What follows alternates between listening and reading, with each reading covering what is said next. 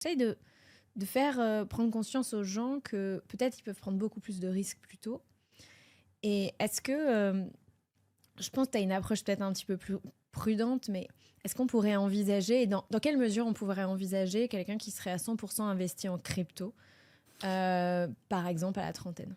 Alors, le problème des cryptos, c'est vraiment la volatilité. Ouais. Et c'est le fait qu'on puisse passer par des phases de marché où on peut avoir un moins 80% entre un point haut et un point bas. Et c'est arrivé plus d'une fois, y compris sur des actifs comme le Bitcoin. Donc si à ce moment-là, la personne est dans l'obligation de vendre, un besoin dans la vie, en fait, le problème, c'est que là, on va cristalliser la perte et ça sera très difficile de se reprendre. Si maintenant, cette partie de l'épargne de l'investisseur, il n'a pas besoin d'y toucher pendant 10 ans, 20 ans, effectivement, on pourra avoir une part supérieure à ce que chez CoinHouse, on préconise pour nos investisseurs.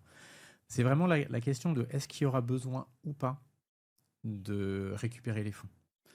Or, en fait, En fait, il y a un risque mineur de perte en capital intégral. Mais ouais. si ce risque il se réalise, il peut être catastrophique pour la personne. Catastrophique, non, parce que quelqu'un qui a 30 ans, il a la vie devant lui. Donc en fait, même quand et puis on a Merci. rarement. Non, mais c'est vrai. Mais oui. Et on a rarement accumulé toute notre richesse à 30 ans et puis Non. après on fait que dépenser.